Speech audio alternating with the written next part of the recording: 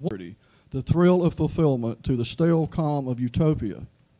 I will not trade freedom for beneficence, nor my dignity for a handout. I will never cower before any master save my God. It is my heritage to stand erect, proud, and unafraid, to think and act for myself, enjoy the benefit of my creations, to face the whole world boldly and say, I am a free American. With that said, it is our pleasure tonight to have Joey Hudson join us from 94.5, The Answer, his morning host in the mornings. I'm sure you all have heard his show. And at this point, I'm going to let Joey take over with the candidate forum and sit back. One other thing I should say before I turn it over to Joey. Kathy Maness, I haven't heard from her. It's my understanding she called into Joey's show yesterday, the day before, and said that she had a scheduling conflict. I can only tell you that John spoke with her, John Schaefer spoke with her personally on the 25th of April. We have a confirmation email where she had confirmed that she would participate tonight. We haven't heard anything back from her at all. So, I mean, I don't mean that to be like a accusation against her or anything. I'm just saying I don't know why she's not here because I haven't heard from her. That's all I can tell you. I don't know. I believe some of the other candidates have heard from Travis, and he's hung up in traffic, and he's on his way. He's going to be like 10 or 15 minutes late, and we'll be glad to have him and seat him as soon as he can get here. So with that said, I'll turn it over to Joey. Okay, thank you, Rick. And look, I certainly understand the traffic. If any of you, I'm not sure that the South Carolina Superintendent of Education has anything to do with traffic, but if you do and you can promise me a quicker route from Greenville to here, then you got my vote. Yep, well, that's what I ended up doing, but even the back road, I think everybody had the same idea of the back roads. Thank you all for being here tonight. I don't think I have to tell you how important next Tuesday is.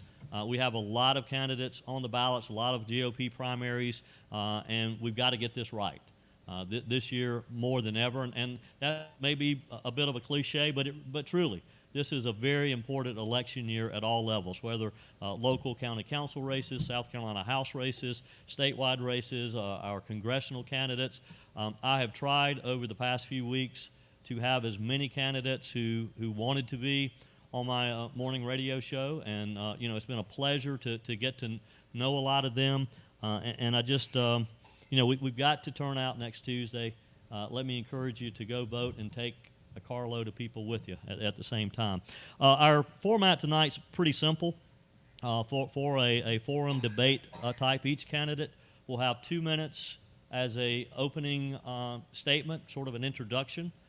Then I will ask questions. I've had people email me, text me questions. Some questions I've come up with. I dare say that there's going to be an original question tonight because you, all of you have been all around the state over the past few months, and so I'm sure that you're probably tired of hearing some of these questions. But the folks here and in our streaming audience, they may not have heard your answer, so that's why we're here tonight. And if you are in our streaming audience, and even for those of you here present, if you have a question that I don't cover, and we're going to try to get through a lot in our limited time tonight, you can text it to the 94.5 The Answer text line. That's 877-235-9405. Just text me the question. I'll be monitoring our text line throughout the evening. 2-minute introduction, each question a 2-minute answer. I may occasionally throw in a quick 30-second response, and then we'll wrap things up with a 2.5-minute closing statement as we try to get you guys out around 8 or so, a little after, somewhere between that 8 and 8:30, right, Rick? That's what we promised everyone. And I would say too that as far as the candidates, the questions are issue oriented, and if we could just keep the answers to the issues, and so that we can keep things moving along tonight. Earlier, you guys drew numbers, and Mr. Chapman, I think you drew number 1, so we're going to let you start the evening. Thank you very much. Unto the least of these, you've done it unto me. And as a 10th grader at Hartselle High School, God called me into the ministry, and in my senior year, I got licensed into the ministry, went to USC, then went to Southwestern Seminary, and got my master's degrees. And my heartbeat is, 20 years ago, I had a need for kids to have an after-school program. And so I met that need and started Be Helpful After School Care. Then I noticed a need in our city where parents were leaving and having to go to work and take off work and get their kids. So I started a transportation business. And then I saw a need with driving school. My son went to private school in Cleveland Institute of Art. I needed some more income as a bivocational pastor. So I pastored a church there in Florence for 17 years. I have been married for 31 years. And God gave us 3 kids 12 years ago from DSS that we've been using and being used by God to minister and help their lives. So connecting with kids, being with kids, ministering to kids, and being on the school board for 8 years, and being a teacher with kids in middle school for 9 years. I see myself as a perfect candidate to help all our kids be equal in South Carolina. Thank you. I'm Lynda Leventis-Wells, and I've been married 41 years to my husband. We have 2 children. Both are married. One, our daughter has 2 little ones, a 2-year-old and a 1-year-old granddaughters, and a 3rd one on the way in July, a little boy. And God has blessed us with beautiful, beautiful grandchildren that I adore. I will tell you that I have a law enforcement background. That's what sets me apart from the other candidates. Not only do I have my master's in guidance and educational psychology, but I also have my undergraduate in health and physical education. I've taught school.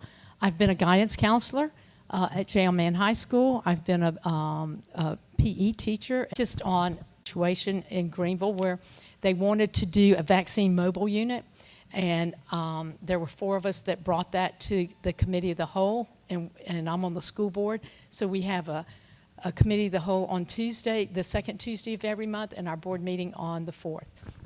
Brought it, and it was unanimous. Everybody was going, no, we're not going to allow vaccine mobile units on campuses.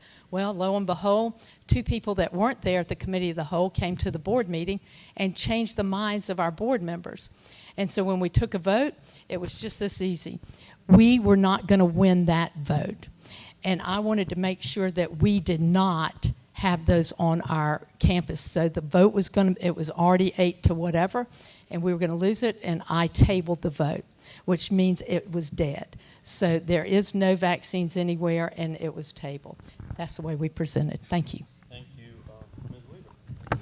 Good evening. It is wonderful to be here with you all tonight and our streaming audience. Being able to travel the state and speak to voters about the issue of education has been such a privilege over the last 8 months. It's hard to believe that we are finally almost to that finish line. I said we probably could start giving each other's answers at this point. We have been in so many different forums, but it's just an honor to be with you tonight to talk about something that I believe is foundational to saving the future of America. We have got to get a hold of our education system if we are going to sustain the founding ideals of this country. Unfortunately, too many of our children are being told that they are just a random happenstance, and that the things that this country was founded on are evil and bad and something that they should be ashamed of. And I just fundamentally believe that is wrong, and I believe we need someone with courage to stand up in Columbia and say so. But it's not just enough to talk about the problems. You actually have to have the know-how, the information, the skills to be a leader and to actually accomplish the ideas that need to happen. And that really is what I've spent my entire career doing. So I'm from Greenville originally, worked for Senator Jim DeMint for 12 years in his Washington and South Carolina offices. He was instrumental in helping me start Palmetto Promise Institute, which is a nonprofit that I have led for almost the last decade now, where I have really had the privilege to dive deeply into K-12 education policy in our state. I've been honored to serve on the South Carolina Education Oversight Committee, and from there I have had a front row seat to the total dysfunction of our education system from top to bottom. Unfortunately, our system is structured in a way that is not delivering results for students, it is not listening to parents, and is not supporting teachers. And as your superintendent of education, those are 3 things that I want to address out of the gate. Thank you very much for having me tonight. Thank you. Dr. Gibson. Good evening, everyone. I am Dr. Kizzi Gibson, and I'm extremely excited to be running for South Carolina Superintendent of Education. I was raised in Orangeburg, South Carolina by two educators and administrators who taught for close to 40 years, and I always pause to give my parents honor and respect. They are here this evening, tremendous supporters of what I am seeking to do for South Carolina.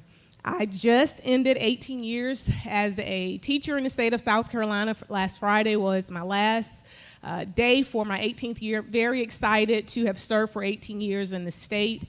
And I am thrilled to talk just a little bit to you today about who I am. I earned my Bachelor of Arts degree from Claflin University in 2003. I earned my master's from Columbia College in 2005. And I earned my doctorate in education in 2016 from North Central University. I've been a teacher mentor, a teacher educator, but most importantly, I've served as a student mentor, which I feel is very, very important. Not every child has been fortunate to have parents who are involved, and I really believe that we can do more in South Carolina to safeguard those children. And that is why I want to implement 3 things that are very important to me. The Certified Student Mentorship Program, which includes dads on duty, moms as mentors, energized entrepreneurs, veterans as mentors, officers on the offense, and pastors of promise. Why these particular individuals? Because they possess qualities that we want the next generation to have: grit, perseverance, hard work, and a strive for excellence. Number 2, Soft Target No More, which is a school safety initiative that I really want to highlight. And then third, the 1776 curriculum, which I feel will help to help remove falsehood as CRT, SEL, 1619 project, and replace it with the truth of the 1776 curriculum. Thank you, Dr. Gibson. For our first question, as I mentioned, the questions I've come up with through emails and text messages.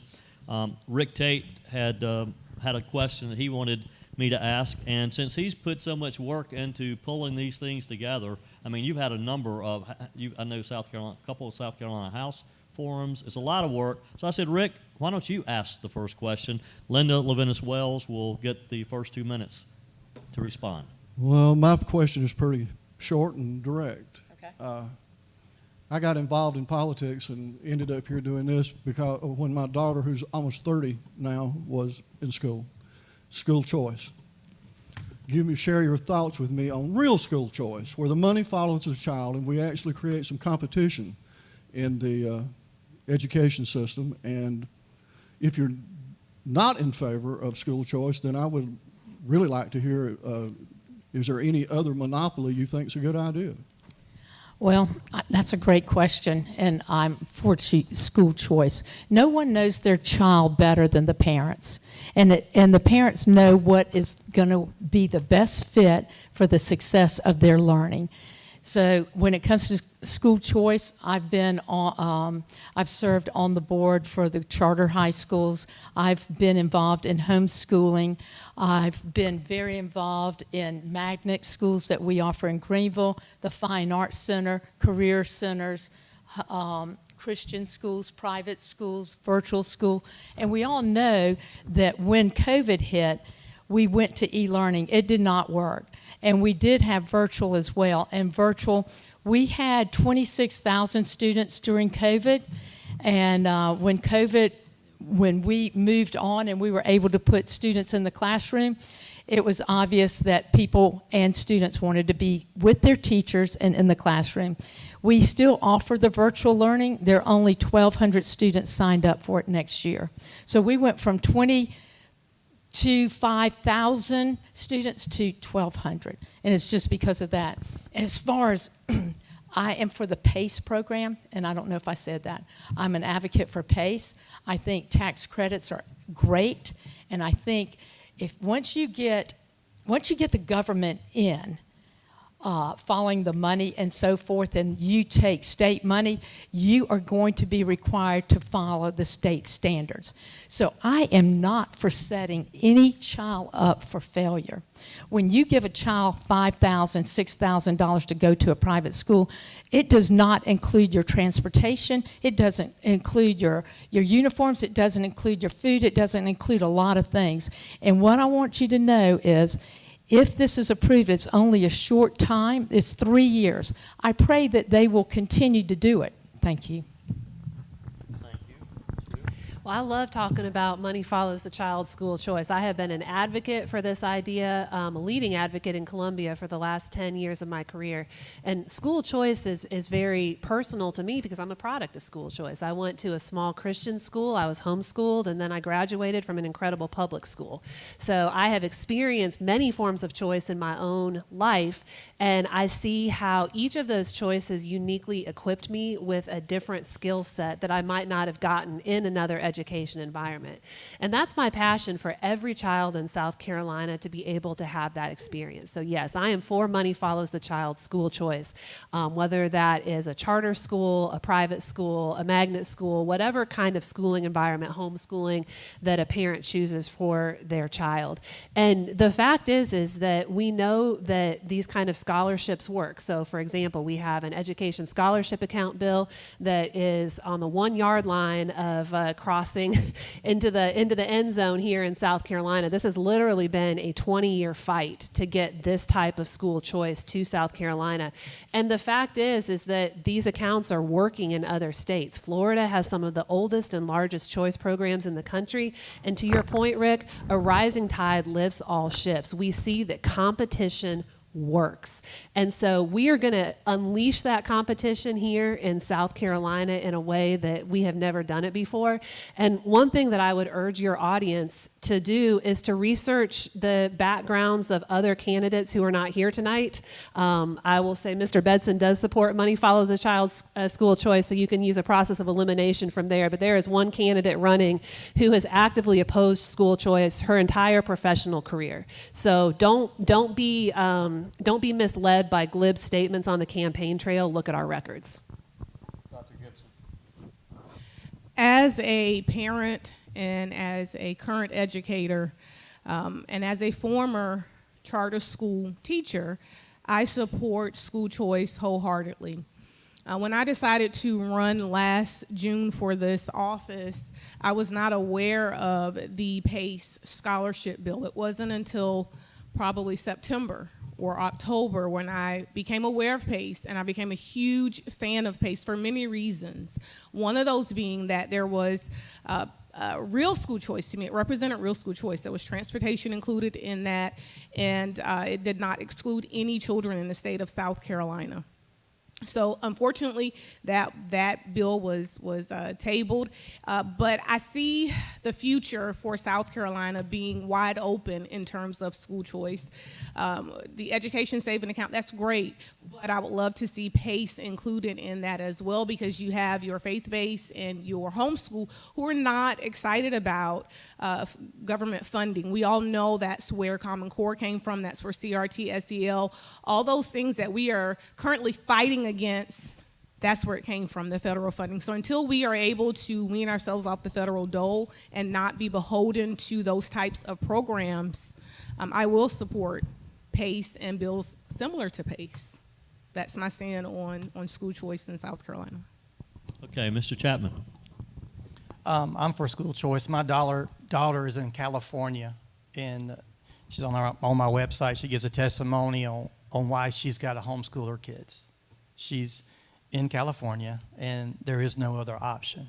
So I'm very familiar with the choice to do what we're talking about here. And we have a charter school in Florence, and we have people in our school district is public. We have choice for those who want to do arts. We have choices for those who want to go to different skill sets with academics. But there's some questions that, you know, we can't just look at the details. Sometimes there's some dirty in the details. If we did school choice for the 781,000 kids, you're looking at $2.4 trillion a year without any budgets. If you do look at the understanding that every mile that's cost as a district is $1.72. We look at the PACE bill and we look at what other possibilities. You look at $1.72 for every mile. That's before what happened this year with gas. So we are going to look at all the options, and I would encourage our legislators and those in power to understand that transporting charter schools and other things, to me, I began by saying unto the least of these, our charter schools are not open for single parents working jobs who don't have transportation. So there's kids not being able to have choice, even with what we have now. So there's astronomical costs involved that as we begin this journey, California is going to bankruptcy in some situations because some people have gotten rich and gotten indulged in money, and people got lots of money for charter schools, but it's not helping the least of these. And that's something I want us to have balanced as we look at this scope and what's coming into South Carolina. No one should be left behind. Thank you, Mr. Bedson. We're glad that you were able to make it My through the apologies. traffic. I ran into that same problem. I barely made it myself. So There was an overturned tractor trailer like you wouldn't believe. So we said some prayers as we was passing. okay. passing. We're talking school choice. Yes, sir. We'll skip ahead and let you answer that since you're here. Well, my apologies for being late. Thank you for having me. School choice is going to fit right along with my fundamental theme of you, the parents, are going to do what's best for your children. If children are created at all different levels, and you, the parent, know what's best for your child and what their level is. So if you think a charter school is going to be best suited to your child's needs, I would fully support that. If you want to move from one public school to another public school, I would fully support that. If you wanted to homeschool your child, I would fully support that. And I believe that the tax dollars that you paid into the system should follow that child to the education that you think is best suited for your child. My fundamental theme is parents know what's best. As a parent of a 1-year-old and a 3-year-old daughter, I'm going to decide what's best for my daughters. No bureaucrat in Columbia is going to tell me what is best for my daughters. And if I'm elected your school superintendent, I wouldn't have the gall to tell you what's best for your children. And that goes right along with masks and vaccines and medical decisions for your children. As parents, we're the first decision makers for our children, and I would fundamentally support your right. But we need to work with the legislature to get practical school choice, as my colleague Bryan was here talking. School choice without transportation isn't school choice for some people. So we need to make sure that those who cannot get transportation to a school that's better suited for their child's educational needs has that option as well. But fundamentally, you, the parent, will make the best decision for your child, and I would fundamentally support that. Thank you. Okay, thank you, sir. Staying along that same topic somewhat, I want to do a quick follow-up here because I think quite often people get confused about what school choice really is. The state legislature, House passed a version of a school voucher program. The Senate passed a different version that is currently in conference committee. Ms. Weaver, you are up next with 2 minutes. Educate us on what a school voucher is, how that plays in the whole school choice programming, and kind of break it down for someone simple-minded like me. Sure, absolutely. Well, there are really three types of private school choice. So we're going to set aside charter schools and magnet schools and open enrollment. That's public school choice. So you're talking about private school choice. The 1.0 version of that was the voucher, and that is just a direct transfer of state money to some private entity that is doing education. And interestingly enough, we actually already have vouchers in South Carolina, just not in K-12 education. If you look at our 4K program, First Steps, that is a voucher program. If you look at the tuition grants program in higher education, which is scholarships for private colleges and universities in our state, that is a voucher program. So K-12 is the only sector in education where we do not have competition and we do not have money follows the child. The 2.0 version of school choice is a tax credit scholarship. We actually have a small tax credit scholarship here in South Carolina called Exceptional SC, and that was a tax credit scholarship created specifically to help students with special needs. The type of bill that is currently being considered in the General Assembly and should be up for a vote, I believe they actually had a pre-conference meeting in Columbia today to work out some of those differences between the House and the Senate version, is called an Education Scholarship Account, or an ESA. And that is where the money does not travel directly from the state to a private entity. And let me make a really important point of clarification here. There is no federal money involved in any of this. This is only state money. So when you're talking about federal strings, that has no application to an education scholarship account because there's no federal money involved in it. That money goes into a parent-controlled account that is on an online platform that parents can then use to customize their child's education. They can pay for therapy, tuition, tutoring, transportation, like we've been talking about. So there are many different uses for this. So those are the three major types of private school choice, and we're excited to have it coming to South Carolina. Okay, thank you. Dr. Gibson. The short answer for what school choice is basically a scholarship. Those of us who have attended a 4-year, you understand what scholarships are. So that's a very simple way to think of it. Having money available to pay for the education that you would like, whether that's a private sector, it's up to, of course, the parent to decide that for their child. Okay, Mr. Chapman. From what I understand, it's $5,000 for this year, $10,000 for the next year, $15,000 for the third year. You put all that together, that's going to cost us about $95 million based on the $5,000 for a year or $6,000 a year. As we look at those costs, and there's a lot of requirements. You got to be in a failing area. Only 5,000 this year will get it out of 781,000 people. So if you're in a successful school district with good grades on the report cards, your child's not able to do that. You have certain requirements, and you have to have low educational standards. And so if they are failing themselves in a failing district, there's only 5,000 kids eligible for that. So you need to know the holistic approach to what's going on. Because a lot of words and a lot of things sound so great, but then you look at it, then when you analyze the $95 million after 3 years, it's costing us $30,000 a kid. So there's a lot of other things in there that somebody's getting money somewhere, somebody's getting something. It's not adding up. Now, again, I'm always open to be made aware of some issues. But if you look at when government does something, they start something new, somebody's people and supporters might be getting more money than you think. So when you start looking at why you're going to help just certain parts of our state and you're looking at this whole thing, I just have a lot more questions. I'm more about everybody's money, every child, every important. Everybody needs to understand that it's just for 5,000 kids this year, 10,000 for next, and 15,000 out of 781,000 kids. That's the two bills on the House and the Senate, and they're going to come together. And there's a lot more money involved somewhere else. Ms. Wells.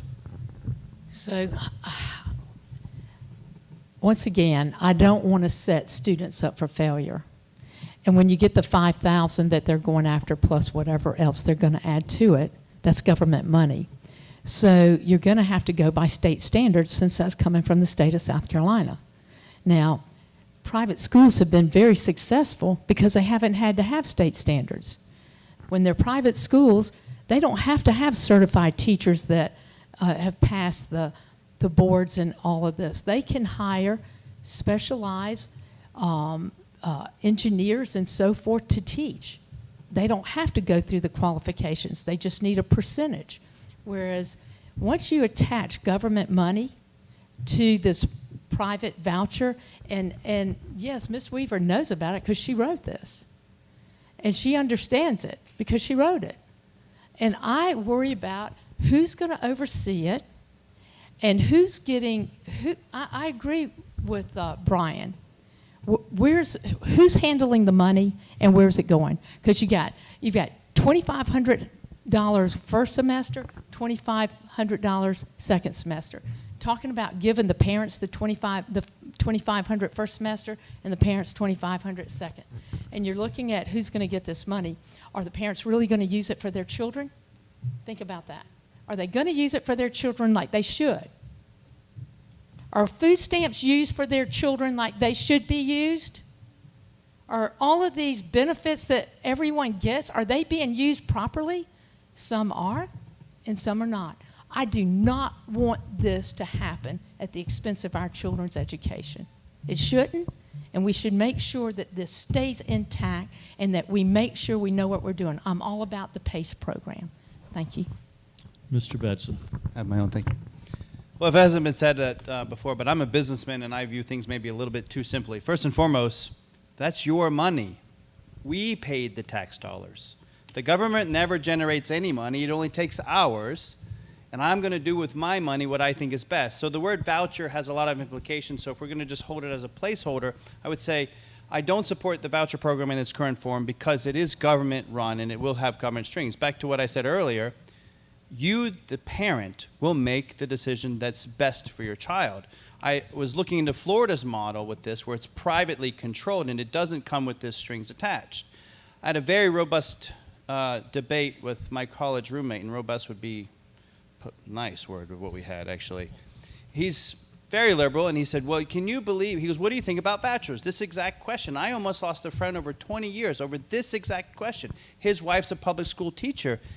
And he said, well, you know, what if a parent wants to homeschool their child? I go, yeah, that's fine. What could be like, they could get like $10,000 a child. I go, if they think that's what's best for their child, I would support that. And then he goes, well, they could be doing a bad job. I go, well, Lee, there's a lot of parents that make some bad decisions. Like, that's a whole different topic. But then he wanted to bring out, I'm from Charleston, so he brought up Porter Goud, right? Porter Goud, $25,000 a year, and they don't even have accredited teachers. I said, Lee, I don't think anyone's really complaining about the quality of education they're getting out of Porter Goud.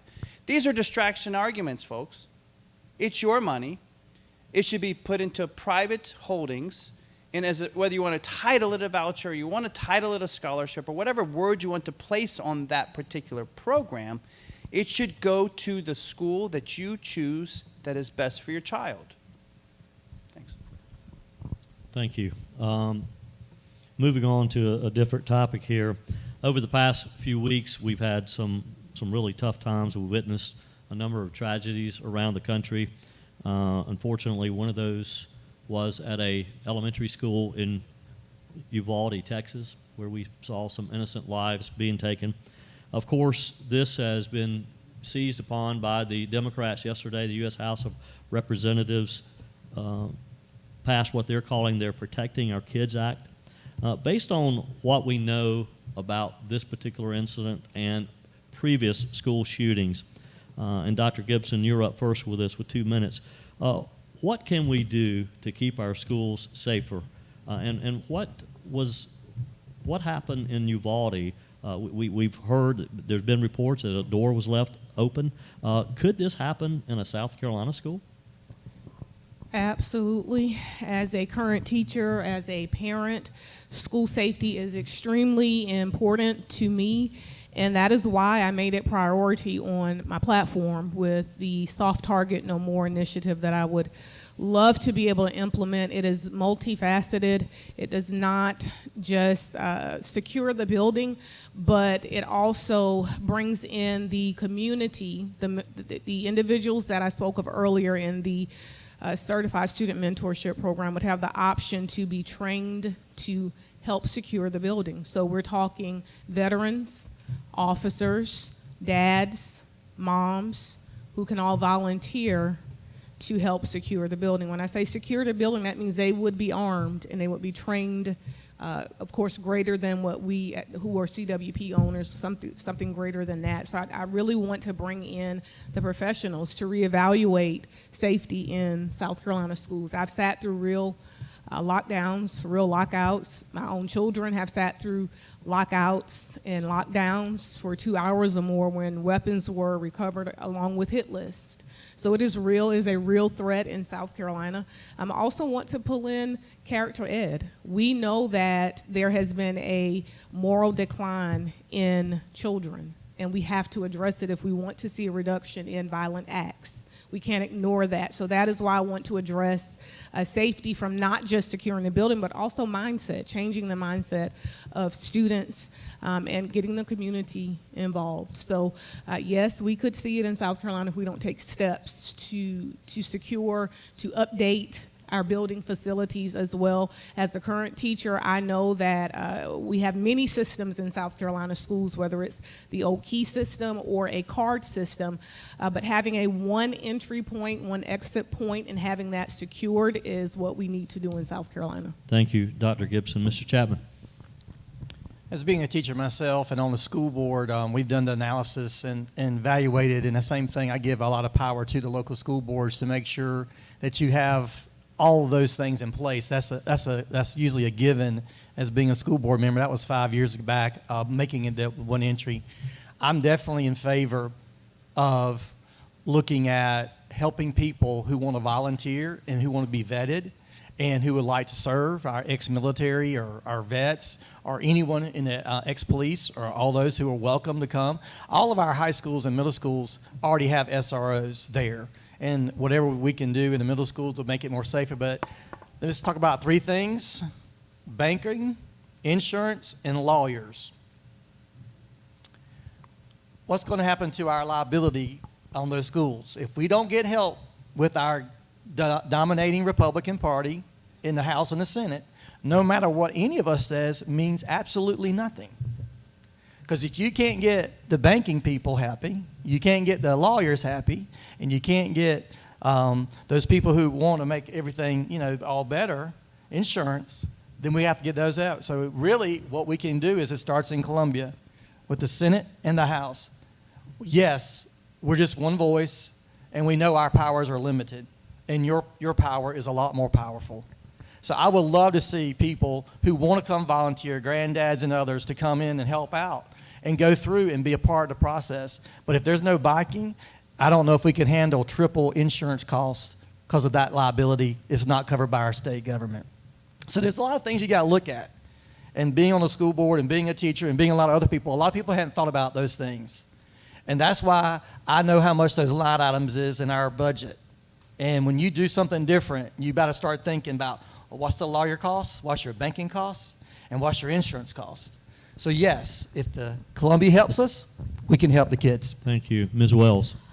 I have a law enforcement background, so this is dear to my heart.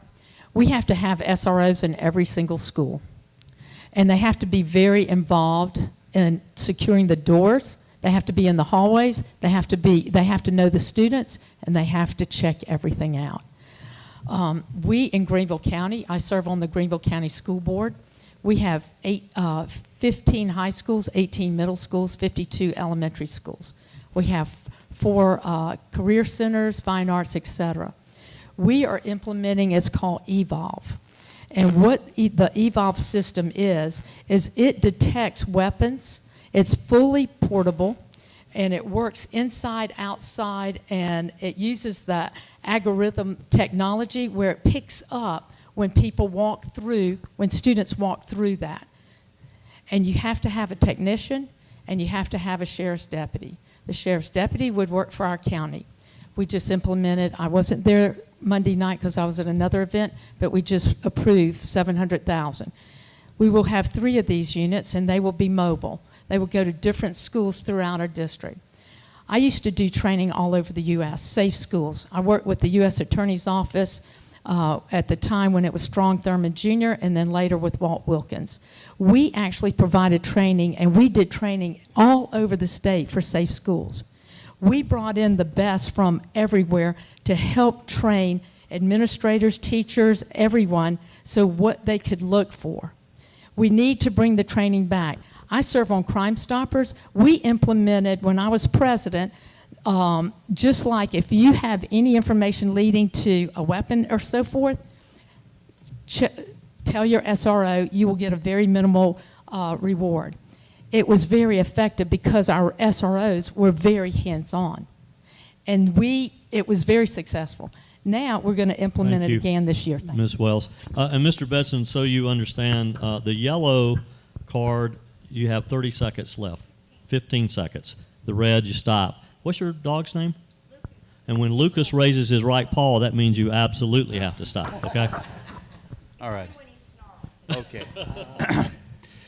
So this was phrased to us at another event. What are we going to do about the problem of gun violence in our schools? And it caused me to think about that. Gun violence in our schools is not the problem. The moral decline of our country is the problem. The lack of faith in God is the problem. The gun violence is the symptom of the problem. So I have some sad news that until we bring God back into our classroom, until we have faith leaders involved, until we bring the moral righteousness back to our country, we're not going to fix that problem, and we're going to treat the symptom. Now, there are a lot of solutions that I think would be effective in that. First and foremost, we have so many veterans of our country that were willing to bleed on our flag to protect our country and keep its stripes red. Well, let's utilize those volunteers in our school system, but we need to work with the legislature, because if we compensate them, it's going to mess with their retirement. It's going to mess with their taxes. And that would just not be right in my eyes. Retired law enforcement, same thing. We have people that volunteered for our country that would be willing to volunteer for our schools. When I went to school, we hunted and we had shotguns in the back of our windows, right? I mean, and we didn't have shootings back then. And so, again, I point back to the guns aren't the problem. And there's a lot of shooting ranges on my farm, and I'm a staunch Second Amendment person. So taking away our guns is not the answer. But when they built the schools, I went to a middle school called DuBose Middle School, and there's very sprawling campuses, and there's doors everywhere. Well, we weren't designing schools back then for active shooters. And so we're going to have to treat this like the cancer it is. And when somebody has a stage 4 cancer, you don't really try to treat the cancer. You try to make them as comfortable as possible. So things like it's not a metal detector, but the device that she's talking about, where we can detect people, having single point entries, having schools designed to where we can have lockdowns and protect our children when, and it's going to be a win, somebody loses their mind and kills somebody. Murder's still illegal. It baffles me that we're having a gun debate, though. I go, yeah, but murder is still illegal. So, Thank you, anyhow, sir. thank you. Ms. Weaver.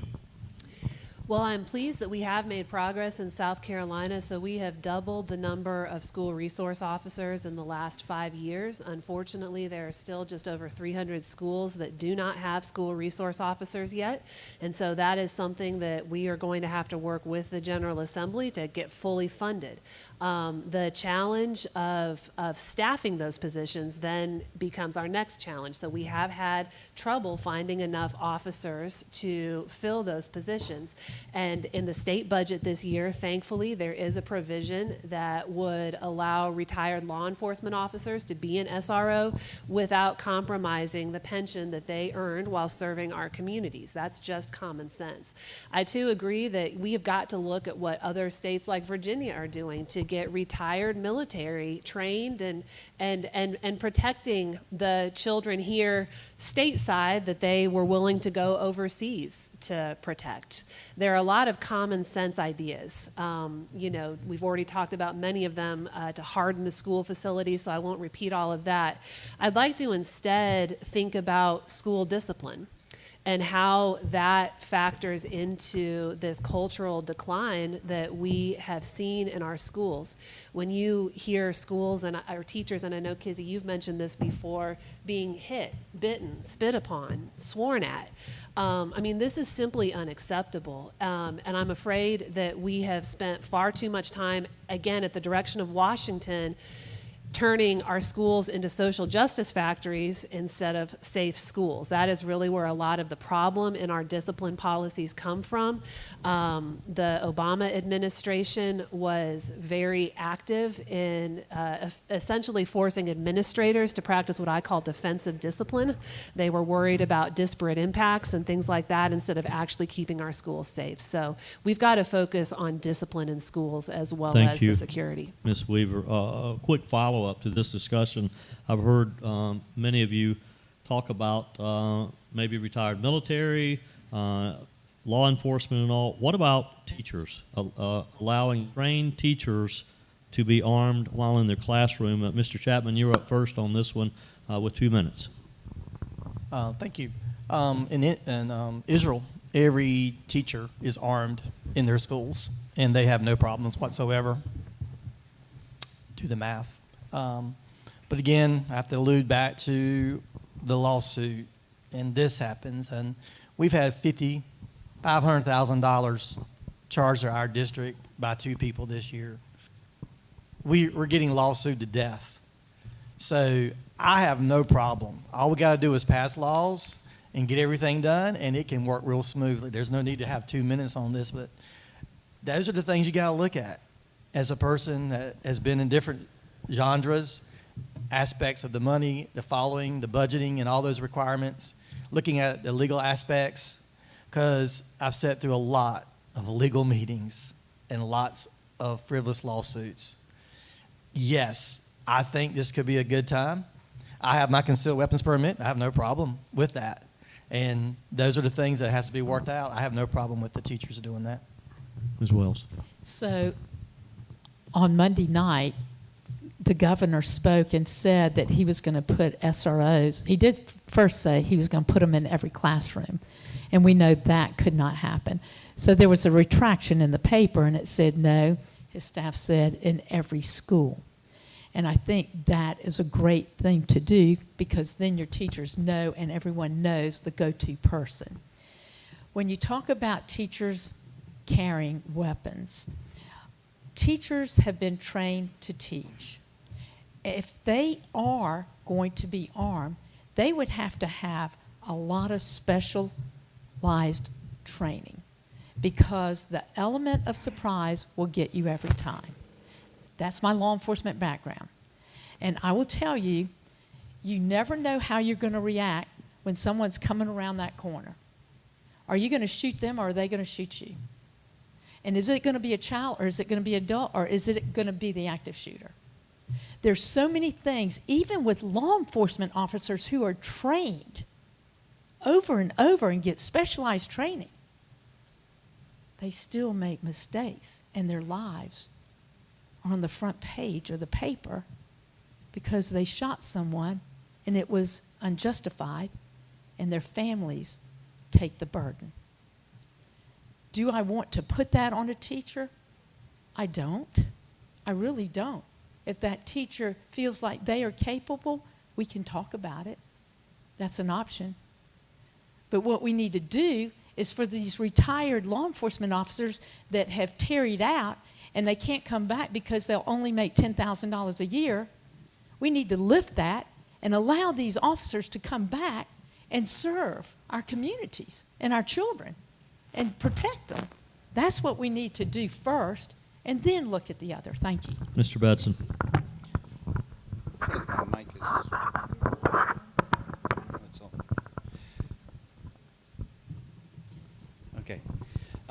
As I said before, there are many options out there, but the question is, do I believe teachers should carry a firearm? Call me old-fashioned and a strong constitutionalist, but I think that's their Second Amendment right, should they choose to do so. Would I force it upon teachers? Absolutely not. Would it come with some training criteria? Sure. These shooters don't go to the places that are armed. They're going to the softest target possible. I promise you, if a teacher returns fire, you're going to have a decrease in mortality rate. It's not the ideal situation, and it's a travesty that we even have to talk about arming teachers. But I would much rather have a teacher have a weapon and not need it than the reverse. But fundamentally, that's their right to choose as a citizen. I absolutely would not force it upon teachers. I would not make a mandate in any of that nature. But if they chose to do what's best in their job and protect their children, have appropriate training, and carry a firearm, I would be supportive of that. Ms. Weaver. It has to be the teacher's choice, and there has to be appropriate training. Yeah. Dr. Gibson. As a current teacher who has a CWP and carry confidently, I would be in support of teachers who would desire to have a weapon on them on campus, go through training, proper training. Of course, I mentioned earlier, higher than the CWP training, because there is a lot that goes into making that split-second decision to pull the trigger, because you can't pull that bullet back once it's gone, it's released. And any hunter will tell you, even with an animal, it is very hard. A hunter will tell you it is very difficult to take the life of an animal, so you multiply that times 100 when you're dealing with human life. So yes, with proper training, I would be on board with that, but the caveat with that is I would love to see our mentors, the mentors that I spoke of in my mentorship program, have that also be available.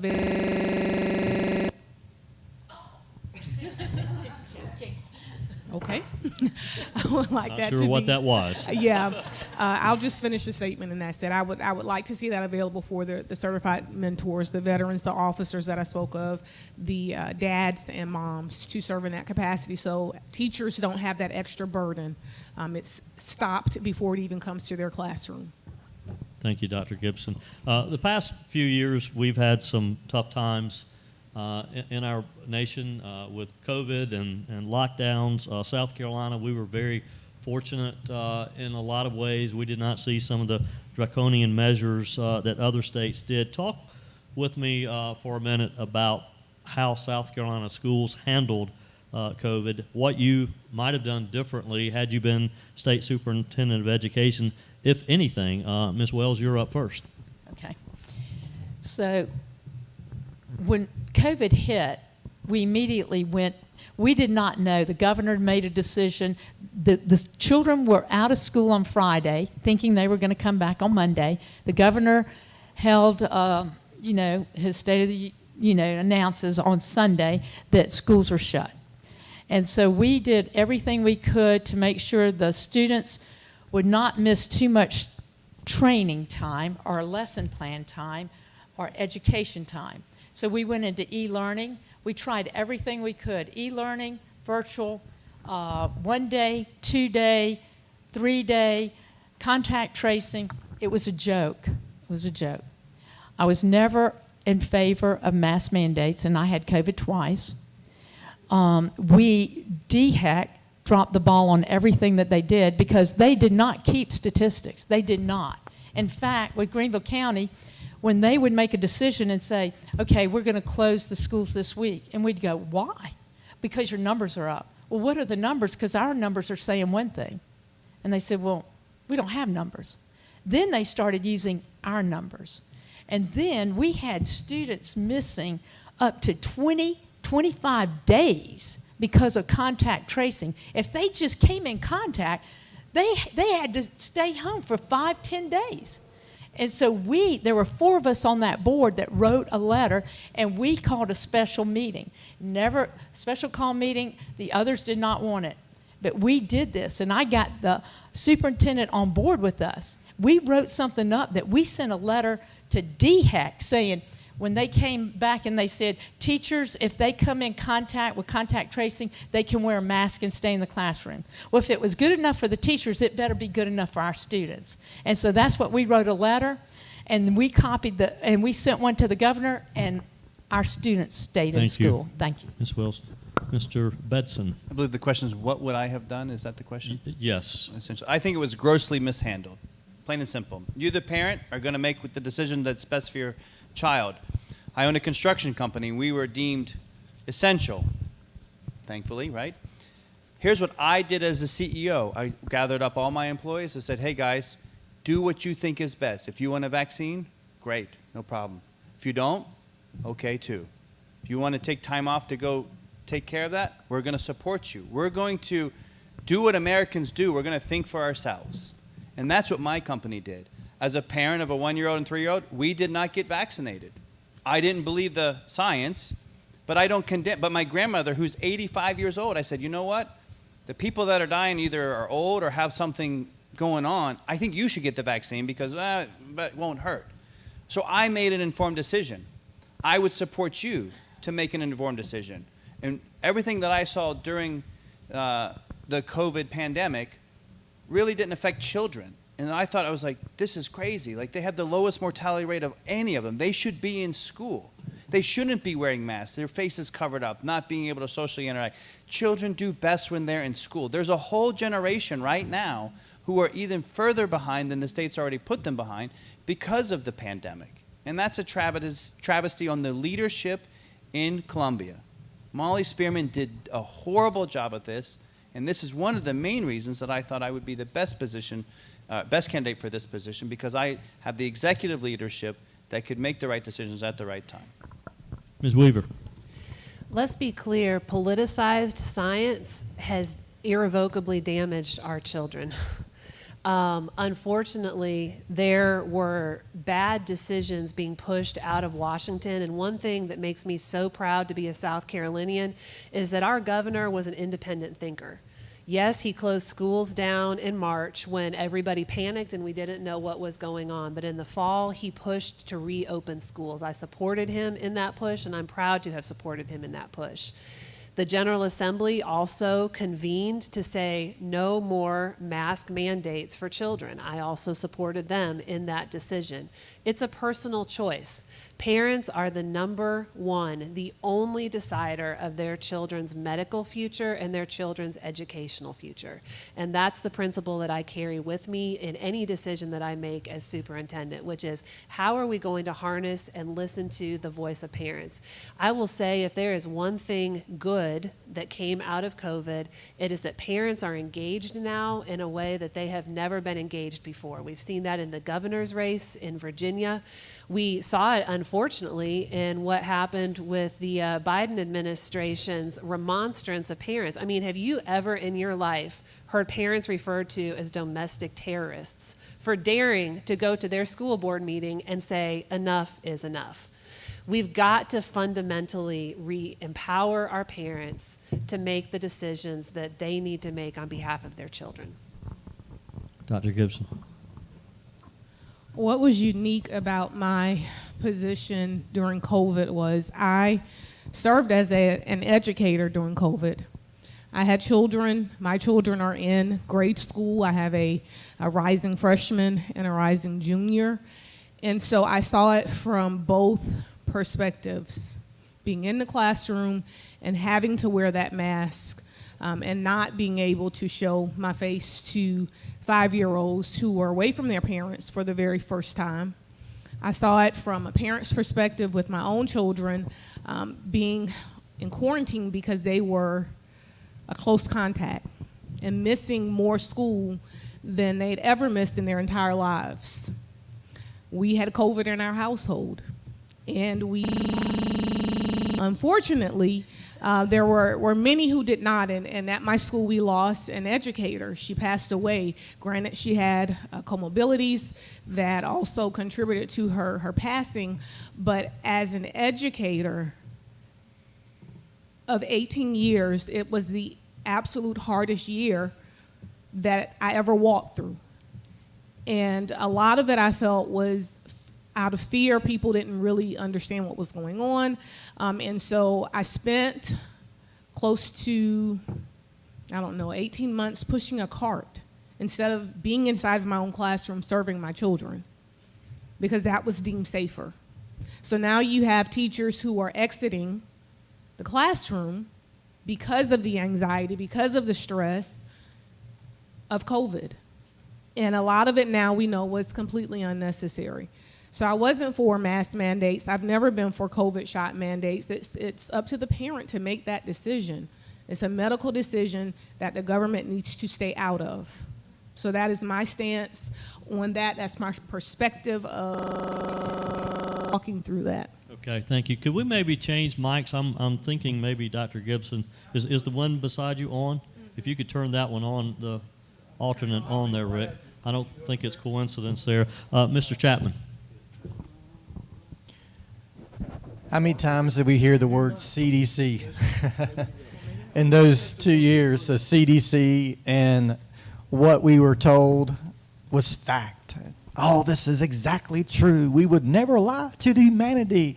We have such great people in government who love us so very, very, very much. Lie like a dog. 980 kids passed away based on the CDC in 24 months. That's awful. I know it is. I'm not for that. Every one of those children from 5 to 17, there's 79 million kids who are categorized by that age group, 17 to 5. 79 million kids had to wear masks, and some of them still wear them. There's still some wearing them in our district. I see them last week at school as a school board member. All of the ones that passed, 5 to 17, had pre-existing conditions of 3 to 4 things. So we have terrorized a whole generation with false science, fake government, and insane people in charge. That's the mindset I can't handle. Is the kids never wore them, you mess them up, they're not following them correctly, and all this stuff like that. And all of them have mentioned what's happened in our district, the people who were out for 14 days, the third seat to the left, you got to go, you're too close. So we saw all that insanity. But we have learned a lot. We have learned to think. We have learned to question. But to me, 47 times more likely to go to the medical doctor if your child gets that vaccine under 17, there's a lot of problems going on.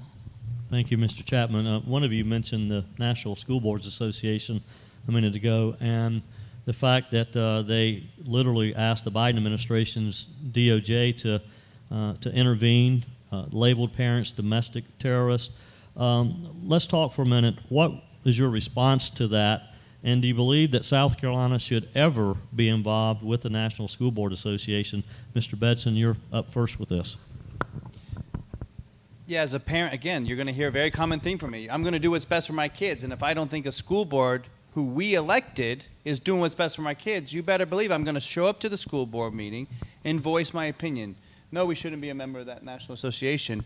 But one of the things I would love to do as your superintendent of education is I wanted to have an online platform, a tip line with videos where when there's shenanigans going on at these school boards, we need to be able to call them out, because when you as the citizens get together and you see what's really going on, you're going to vote them out. They are elected. This is public service. I view what I'm doing here as public service. If you don't like me, I want you to vote me out. If you're listening to me right now and you agree with me, I want you to vote for me. If you don't agree with me, vote for one of the other candidates. But these school board members are accountable to us, and they're not going to be able to hide behind the DOJ or any other. It's a sensitive topic to me, so I'm trying not to swear because we're in church, to be honest with you. But parents are going to do what's best for their children, and I would support any parents that fights tooth and nail for their child. Ms. Weaver.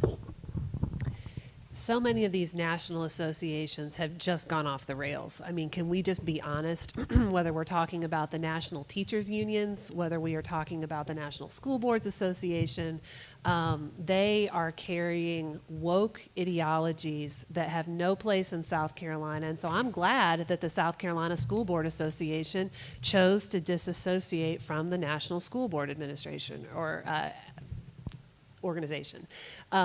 It's ridiculous to me that we would even ever contemplate that parents becoming engaged in the civic process, expressing concerns when they see real damage like you all were talking about being done to children, when they're standing up for their kids, to be terrorized by their own government.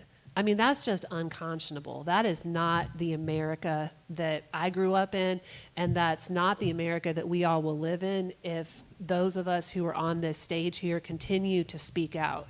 I want to, as superintendent of education, create a network of reform-minded school board members in every corner of this state, because too often, I'll give you an example. So I live in Richland County. Our Richland school boards, we have 2 of them there, are just a train wreck. And they have people on there, 1 or 2 people who are willing to ask the hard questions, who are willing to say, wait, what are we spending money on again? And those people are almost decapitated for daring to ask questions that they were elected to ask. And I can't imagine what an incredibly lonely job it must be to have to serve on a school board like that. So I want to create a network of support for reform-minded school board members who are willing to listen to parents and stand up for what's right. Thank you. Dr. Gibson, let's try that new microphone. Yes, it sounds great. As a parent who has advocated for children, I have 2 children that I mentioned earlier, for various reasons, it is just mind-boggling to me that a parent who is fighting for their child would be labeled a domestic terrorist. I do believe that there is a wedge that has been placed in between parents and our educational systems. And as your superintendent, I want to make sure that that wedge is removed and that the gap is bridged, because without parental involvement, we all know that a child cannot, it's very hard for a child to succeed and be successful in life if there is no parental involvement. And for me, that is not a talking point for this campaigning process. Parental involvement for me has been lifelong. I mentioned earlier the presence of my parents. That's not by accident. We've modeled, they've modeled, I've modeled what it should look like, what it should be. And as your superintendent, I want the parents of South Carolina to see that being modeled, and for the next generation to realize that it is so important. As far as not being a part of the National Association, that's a good thing, because we in South Carolina, parents aren't domestic terrorists. They fight for their children, mama bears, papa bears. That's what we do. Thank you. Mr. Chapman. Yeah, definitely not for that national organization, because definitely woke goes to broke mentality that we've seen going on here. As a school board member, we love public participation, but most of the time we get the bad public participation about issues we can't control. But when it comes to the kids and listening to that, that's really great. It is now required, the law passed, I believe, we can get verification. Every school board will be videoed and has to be online. So there is no more hiding in cray-cray land, because we deal with cray-cray people every day. So that's me. So it's been interesting. When we went online, I became like a little popular person there. And when I go down to Walmart, like, I saw your board meeting. I'm like, you did? Okay, great. And it lasted to 2 o'clock in the morning. I'm so glad you stayed up for it. But as we go through all the different aspects of being a board member and being a public servant, being in common, collaborative, and coordinating with families and people, that's been my highlight. This is definitely something I've never feared of public participation, because we are engaged. I've had 3 kids from DSS 12 years ago. I had 2 kids go to alternative school, and I had 1 kid go to governor school. So as a parent, I've had to juggle and move and sidestep and go to Jesus a little bit and pray in the spirit realm and get the oils out and try to come back out for another day. So as we look at what's going on in our national level, to me, that's why you as a person voting on Tuesday, you are seeing the pushback in America now. We have been pushed, we have been shoved, we have been kicked, and the dog is in the corner, and we're coming back out. I will tell you that when the National School Board Association did what they did, I immediately went on our 5-year plan. So what I'm saying to you is this: parents, speak. You are the voice of your child. You have to speak up, and you have to be involved. You have to know what they're reading. So you come to our meetings and you say, there's porn in this book. And that book was Georgia, and I voted against it. And not in any one of our schools. There were only 2 board members that did that. Thank you. Thank you. I was about to say in this next question, you can't have a discussion about education these days that CRT doesn't come up, and that's the case. It's not supposed to be taught in our schools, and as Ms. Leventis-Wells pointed out, a lot of us had never even heard of the concept just a few years ago. Are you confident that CRT is not finding its way into our classroom? Ms. Weaver, you're up first with 2 minutes. No, I am not confident that it is not finding its way into our classrooms. And in fact, I've talked to many teachers and parents who are aware that it is in our classrooms. I am very tired of the education establishment essentially gaslighting parents and conservatives by saying that, well, the acronym CRT isn't in our standards and isn't in any of our textbooks. Well, the acronym of CRT, there's a philosophy that underlies CRT. CRT that is much bigger than just CRT. This is a woke ideology that has permeated our institutions of higher education for decades now. Critical theory is just one branch on a much bigger tree of neo-Marxist thinking. And that is just the fact. That is a fact. You can go back and look at the philosophy, Marcuse and many of the other people who were proponents of this ideology that is now known as CRT.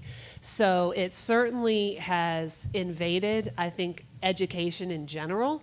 I'm aware of instances here in South Carolina schools where it has been part of professional development. So when we have this conversation, I think we have to be very careful not to blame and point the finger at teachers, because a lot of times this is coming from an administrative level or a district level or even the national level, things that are tied to federal funding, such as what we talked about earlier with the discipline policies.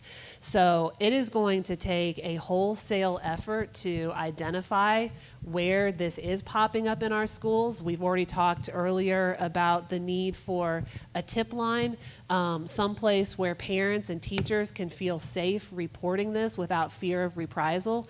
I think that we've got to work with the General Assembly to create a clear process for reporting it and clear consequences for people who violate it. Dr. Gibson. As a current educator, I always am very confident when I answer this question. There is no teacher in the state of South Carolina with a book entitled CRT, opening it, reading it to your children. However, there are many supplemental materials being used that have the ideology of CRT, SEL included in it. And I know because I've seen the professional development that's been given to teachers. And as a free thinker, it was a huge red flag when we began to exchange equal for equity and using words like diversity and inclusion, all of these words now that the majority of us in this room, our eyebrows raise a little because we know the agenda behind it. As the sole American of African descent on this panel today, I assure you that the average successful American of African descent will tell you that that ideology is dangerous, and their life shines light on that falsehood. According to that ideology, I should not be here as Dr. Gibson. I should not be running for state superintendent based on the color of my skin. And so as your next superintendent, I will have a very loud, strong voice in opposition to that and making sure that it is rooted out on every level and replaced. Because we must root out falsehood and replace it with truth. If we don't replace it with truth, guess what? That void can be filled with falsehood again. Thank you, Dr. Gibson. Mr. Chapman. As we look at my mindset as a pastor, under the cross, we're all the same. We're all tribes, all tongues will be there in the book of Revelation. We'll all be there together around the throne. So we shouldn't be critical of anybody's race. And this is a what-if scenarios. What if it was an Indian lady there helping form our country, or a African-American man helping form our country? There's a lot of what-ifs in that scenario. We know the heart of man is desperately wicked and women's wicked. We could have all the laws, which Florida had no chance, no problem doing this, voting it clearly done, and we had a majority filibuster-proof House and Senate, and they fumbled this year. I can't get my head around that one, guys, really. But they didn't do anything. Merry Christmas, Happy New Year. But as we look at the legislators have not done, and look at how we're all equal under the cross, no matter what we have, there will be some districts and some schools that will never stop this in South Carolina. There's 80-plus districts. Some people in charge will happen. You can have all the laws you want, but some people can do stuff not in the curriculum that we mentioned earlier. it's all going to be up to the heart of the teacher whenever there. And so each parent's going to be important. 10 years from now, 20 years from now, we can have every law, the 10 Commandments, and does everybody stop breaking those? No, I think people still doing that today. So it's the heart of the matter.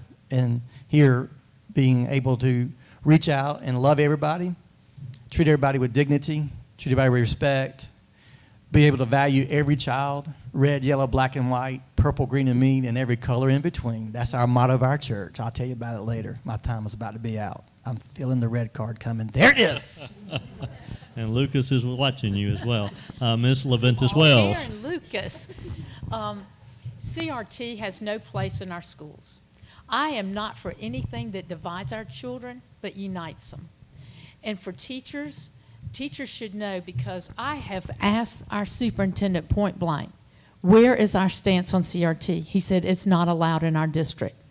There is a proviso in place that states it will not be taught in our schools, and if it is, it will be attached to losing funding. And for these teachers, at the state, when you elect me your state superintendent, I'm going to have an advocacy person that will take calls that your concerns are, and we will investigate them. We will find out the answers, and we will see exactly what to do and how to handle these situations, whatever it may be, whether it's bullying, CRT, whatever the situation is. Because we need to get our education back on focus. We need to stop splitting people up and dividing them. As there was a situation here in Pickens at one of the middle schools, and when I read about it, I was devastated. So I investigated it. And I thought, you know what? Why would anyone divide children up? You know, if you have a concern and people are not being nice to each other, it's like all the people, all the people with blonde hair you get over there. No. If all the blonde people are doing bad things, then I'm going to address everyone and say, you know what, y'all? We need to be better, and we need to be more respectful, and we need to support each other instead of separating ourselves. So that's my take on CRT. Thank you. Mr. Bedson. Make no mistake, CRT is intentional and deliberate by the left. They know that if they want to fundamentally change our country, they're going to do it through the educational system. That's a very old playbook. And so it's going to take leadership to stand in the void and say, not on my watch. To my colleague Bryan's point, the state legislature had the opportunity to pass it. Where was Molly championing, saying, no, this shouldn't happen? I am a businessman. Leadership starts at the top. I would have been on that floor night and day saying, this is what's best for our country. But I think too many people in Columbia are worried about getting reelected and helping their crony friends. I'm a self-made businessman. I put $250,000 of my own money into this race. I'm beholden to nobody. I put my money where my mouth is. I want to fix the education system for my kids and for the employees of this state. CRT, and all its, whatever, they're going to rebrand it, trust me. It's going to be SEL, and then it's going to be ABC, and I don't know what it's going to be called next, but they're going to rebrand it. And they're not going to stop. So you have to ask yourself, who do you think is going to be the fighting spirit that's going to stand in the void and say no more in South Carolina? And by the way, I was criticized by Fitz News for not talking enough about CRT, and I go, well, that's an easy topic. We shouldn't have it. Because fundamentally, I view South Carolina's problem is the failing education system we have. When 2/3 of our kids aren't reading or doing math at grade level, that's a major problem. CRT is a distraction, but that's a legislative issue, and it's going to take a superintendent that's willing to work with the legislature, get that done, and let's move on to fixing the problem at hand and educating South Carolina's children. You got the card. Okay, well, so no to CRT in any of its form or any woke doctrine that distracts from the fundamental job of educating our children. Thank you. There's always a lot of talk about funding in education. Next question, is the legislature doing their part in funding our schools? Is it the amount of funding, or is it the way funding is being used, whether it's local or state. Dr. Gibson, you get to start. I do believe that we are well funded in South Carolina. I just believe that we need to look at how we are using that money to educate students in our state. I think we all would agree that greater transparency is needed for us to establish where funding is going and how it's being used on a local level. We've all seen the mishandling of funding, and I think it leads back to who we are electing. And that burden is on every voter. We need to ensure that when we place people on the school boards, that they are trustworthy, that they are capable of handling the funding appropriately, and that there is transparency for every citizen. Because whether or not you are an educator or not, you are solely dependent on the type of education system that we have, because that's where our students learn to be productive citizens and contribute positively to the community. So everyone's issue. So please make sure, and I always say this, please make sure that you're doing your part, that you're researching candidates and making sure that they're going to represent you well and be trustworthy and be capable of giving accurate measures of where things are going as far as funding. Thank you. Mr. Chapman. Our great tax dollars. South Carolina, 36 cents of every one of your tax dollars goes to public education. Did you know that? In the budget of our school districts, we got to look at it like a military mindset. You got the teachers front line, then you got the support staff, custodians, then you have the kitchen workers, and then you got the administration, and then you have the superintendents, and you have the person on the front line all the way back. When you look at the average budget, ours in District 1 in Florence, South Carolina, 86 cents of every dollar goes for salaries, medical, and 401k. That leaves us a little bit else to do other things.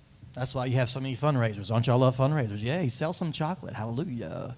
So as you look at what's going on, it's not a funding issue, it's a choice issue.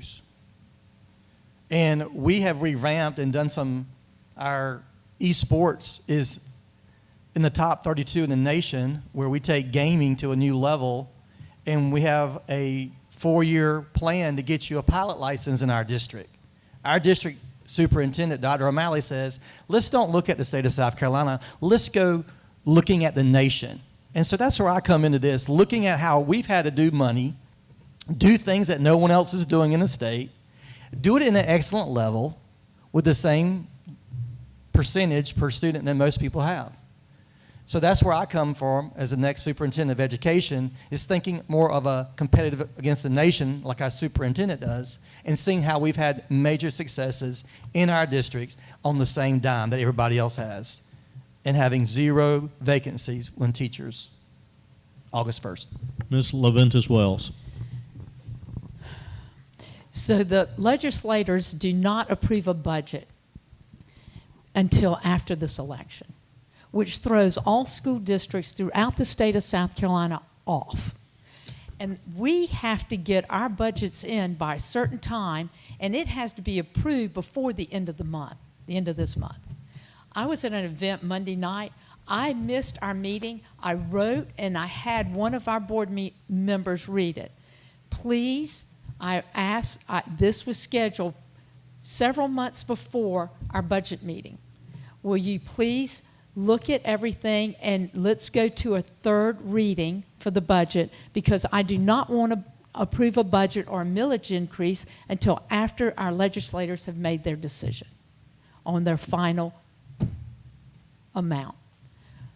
When they make a statement that every teacher is going to get $2,000 pay raise, and they don't give you the money to pay for the benefits and retirement, That's left after you. That's left up to you. That's a problem because the burden is put on us, and it didn't include a lot of people like teacher aides, other custodial workers, and the list goes on. Why would you do that? It takes everybody to run a school. I understand this. I've been in a school. I've been a teacher. I've done lesson plans. I've been after school when all of these people are working just as hard as I am. Everybody should be compensated for their work. Do we have enough, or do we use it right? Do we have enough, and do we use it right? This is a very Travis Bedson-centric topic. So, believe it or not, South Carolina does a good job of raising money. If you look at the dollars per pupil, we're kind of in the middle of the country. So, it's a little boggling that we're getting such a little fruit for our dollars. I always say, people, if education were a product, we'd want our money back. This is especially for me. So my company covers 6 states. We're a regional player. We have a very multi-million-dollar budget. And in the private sector, if you mismanage your budget, you go bankrupt. And that's what we're doing to our children's education. We have an allocation problem, not a raising money problem. And that's business 101. If you don't allocate your dollars appropriately, if you don't put them where they're going to bear the most fruit, you're not going to produce a good product. It's that simple. As I've gone through the state, I've met several of our state legislators, and they all seem to agree that Act 388, how we control allocation, is an abomination. And I go, well, why don't you guys, make a new one? Oh, no, that's the third rail. They universally agree not to touch that. And I go, well, how about this? Leadership starts at the top. If I'm elected, I'm going to go, well, let's write a bill on reallocating, and I would present it to the legislature. If you don't like it, blame me. But somebody needs to stand in the void, raise their hand, and say, we fundamentally have to do things differently because what we're doing is not working. It's a very famous quote by Albert Einstein, the definition of insanity is doing the same thing over and over and expecting a different result. And I employ every one of you, and as I do at all these other meetings, if you're happy with what you're getting for your tax dollars and your education, continue to vote the way you have been voting. But if you want fundamental change, you have to change how you're voting. And that starts at this position first. And I think I'm the most qualified for that. And then also at your legislatures. There are career politicians. Let's get the career politicians out there, and let's people who are going to get back to public servants and fight for your dollars and allocate them properly, because we are raising enough money to do the job of educating our children. Thank you. Ms. Weaver. So I'm often asked if education in South Carolina is underfunded, and I have to say, no, it is not underfunded, it is misfunded. We are not allocating dollars where they can be used most effectively. And like we've talked about before, if you want to know what someone is going to do as superintendent, look at what they have done. I applaud my colleagues who have been on the school board. You are making the tough decisions about how to allocate those dollars in real time. But if you look at how money is allocated at the state level, we have one of the most broken, complicated funding formulas in the entire country. We have money that is stovepiped into all of these different programs that frankly ties the hands of district leaders. What we did is create an online dashboard that shows spending versus performance for every school district in the state.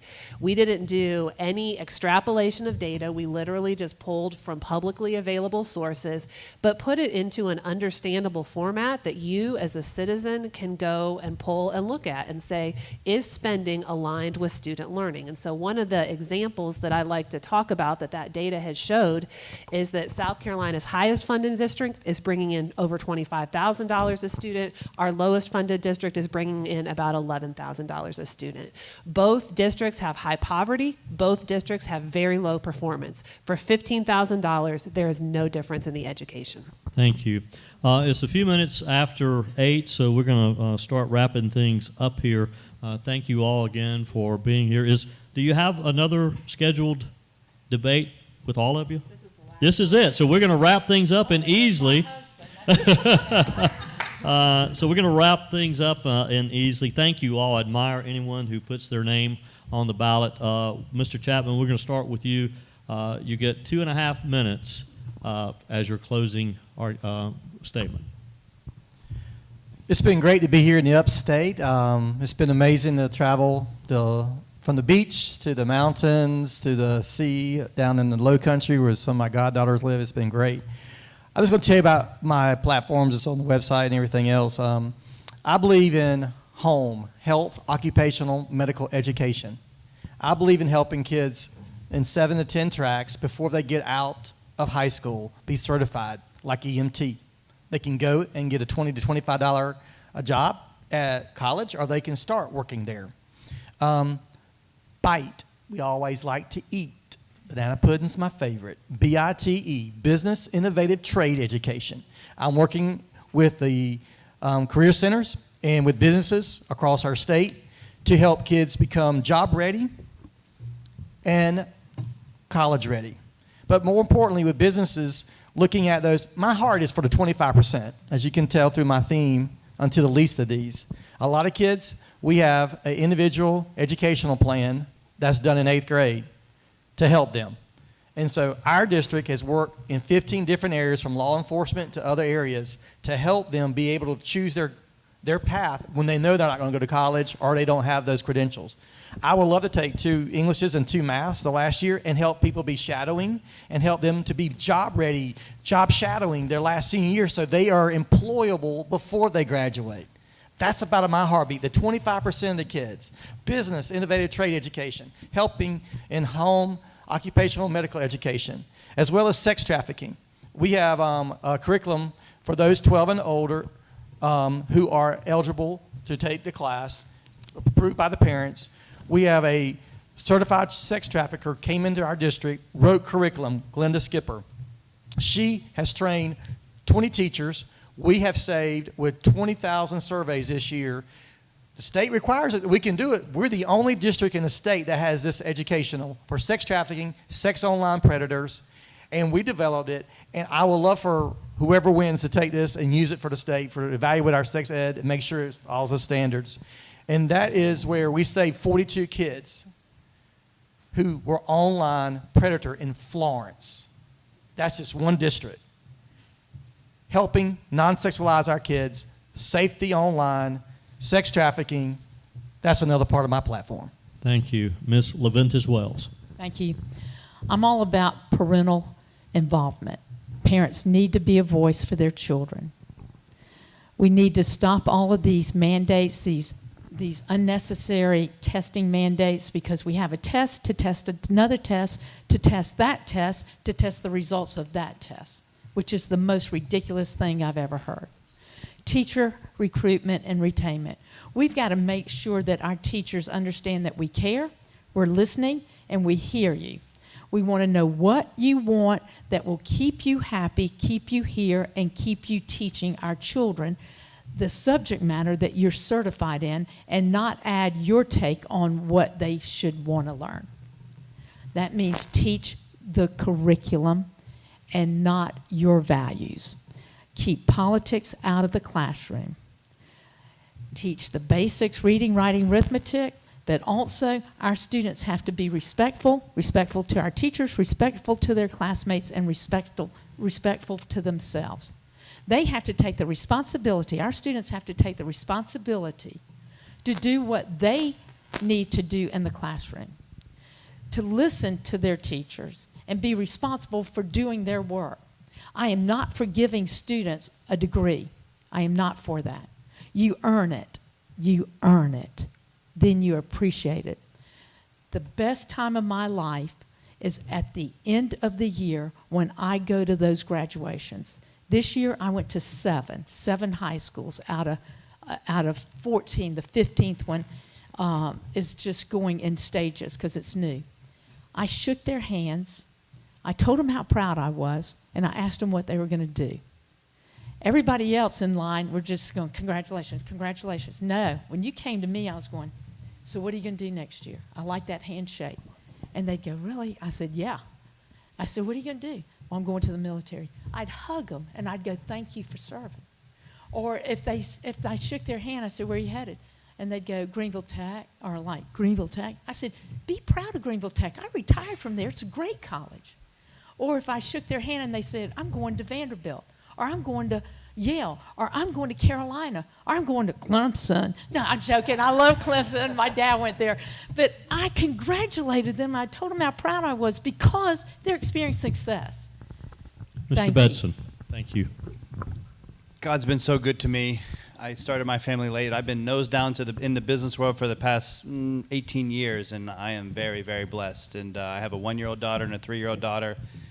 And I asked my neighbor, I said, where are you going to? He goes, I said, well, we're looking at schools. He said, get ready for your walletectomy, is what he told me. I said, what's that? He goes, well, it's private school. And I go, oh, okay. And so I've always employed the poor results of South Carolina's education system. And I said, well, can we just keep fractions on the tape measure? But that's really what spurred me into this race. And this is public service, and I thought if there's one thing I could do for our state that's been so good to me, I could go into public service. My one regret is I never did a military service, so I figured this is the next best thing, going into public service. So I don't need this job, but I think South Carolina needs a leader like me. Fundamentally, you're going to hear everyone, what a great choice you have, by the way, because everyone on this stage is anti-CRT. We're all anti-mandates. We're all pro-parent rights. So the fundamental question you have before you is, who do you think possesses the best leadership ability to enforce those? We all saw how great our country was under the leadership of a businessman. I saw a T-shirt the other day that I liked to say, I sure would take a mean tweet and some cheap gas right about now. I want to show you how great South Carolina's education system can be under the leadership of a businessman. When I graduated Somerville High School 20-some-odd years ago, we were 48th in the nation. And depending on which poll you read now, it's 43rd down to 47th. So not much has changed in the past 20-something years. And I said it to you before, and I'll say it to you again. If you're happy with the results that your tax dollars have bought you, continue to vote the way you've been voting.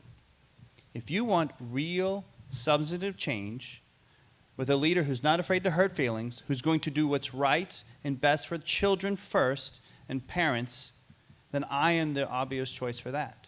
It's really that simple. I'm not going to get caught up in a bunch of different talking points. It comes down to leadership, because our country's on a precipice. Make no mistake about that. I've talked about how when we were kids, guns and stuff. The world is changing around us very fast, and if somebody doesn't stand in that void, we could lose our country. Ronald Reagan famously said, we are only one generation from losing our country. This is that generation, and you have the power to make substantive change. So I would humbly ask for your vote on June 14th. Thank you. Ms. Weaver. We are asking you to put us in a position of enormous trust. This job is about character. It is about competence. I like to say that the job of the superintendent revolves around 3 Ps. First of all, you have to listen to people. That means parents, that means teachers, that means taxpayers, that means job creators. You then have to turn that feedback into good policy to support what is working and to change what isn't. But as good as what we're all telling you here on the stage now sounds, you can't just wave a magic wand and make that happen. You actually have to know how to work the process. And that is what I have been honored to spend my entire career doing, both in Washington and in Columbia, is turning good policy into reality by working with the people that it takes to get it done. The fact is the General Assembly is the boss of this state. That's how South Carolina's Constitution is written. And in order to get anything done, you have to be able to work with the General Assembly in order to accomplish it. I've been honored to be endorsed by your own Congressman, Jeff Duncan, by Congressman Ralph Norman, by Senator Jim DeMint, by over 30 conservative lawmakers with whom I've been privileged to work in my time in Columbia. You don't build that kind of reputation overnight. That is trust. And you have to go into this position ready on day one to make the hard decisions that are going to have to be made, to have the backbone and the leadership and the vision and the courage that it is going to take to stand up for our children, to listen to our parents, and to support our teachers. So I humbly ask for your vote on June 14th, but it's not just your vote that I want. After the election, I need your volunteerism. It is going to take all of us working together to turn this Titanic around. So thank you for your attention tonight. It was an honor to be with you. And again, I ask for your vote on June 14th. Dr. Gibson. My father always said, growing up, Kizzi, strive for excellence. My mom always said, Kizzi, God can't use a coward. You must be strong. You must be courageous. I've spent my entire life preparing for this opportunity. I am ready right now to serve as your next superintendent of education. I meet all the requirements set forth by South Carolina government to be your next superintendent of education. I've earned my master's and I've earned my doctorate. I ask that you consider me as a viable candidate for South Carolina Superintendent of Education, that you cast your vote for me, Dr. Kizzi Gibson, next Tuesday, June 14th. I say what I mean, and I mean what I say, and I'm ready to serve. Thank you. Thank you again. Thank all of you for being here.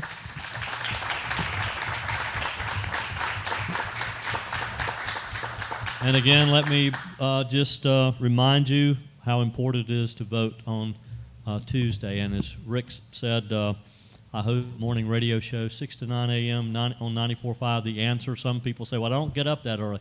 Give me your cell phone. I'll text you to make sure you're up each morning. But tune me in when you have an opportunity. Thank you, Rick, for allowing me to be here.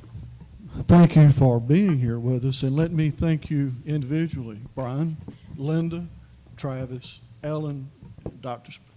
I'm impressed with the doctor. I can't get past the doctor. Thank you, Kizzi. Anyway, you've driven. Listen to me. I need some more education.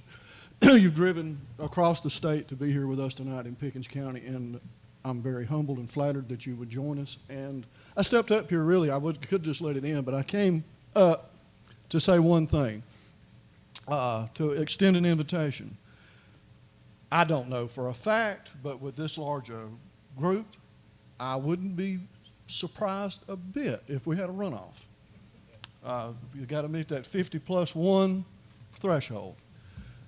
The two winners are, you have my invitation to come back, and we'll have a one-on-one debate, and we'll just set it up and do it all over again. You'll be more than welcome, and we would love to have you. If you'd be interested, I'll be glad to do it, set it up and host it.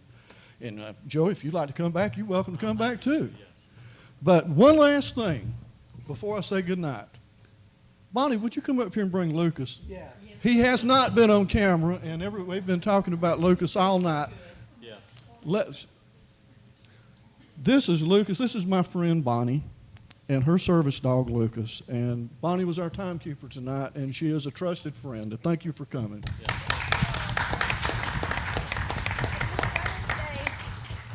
Lucas was a little grumpy and a little tired tonight. He had some surgery today, so he spent most of the day under anesthesia. So if he seemed a little bit grumpy, please forgive him. And he also wants you to know that Democrats do not taste good. Democrats don't. They need a lot of seasoning and a lot of tenderness. Anyway, thank you for joining us tonight here in the room and online. God bless you on your way home. And be sure to share the video with your friends, PickensCountyTownHall.com. Thank you and good night.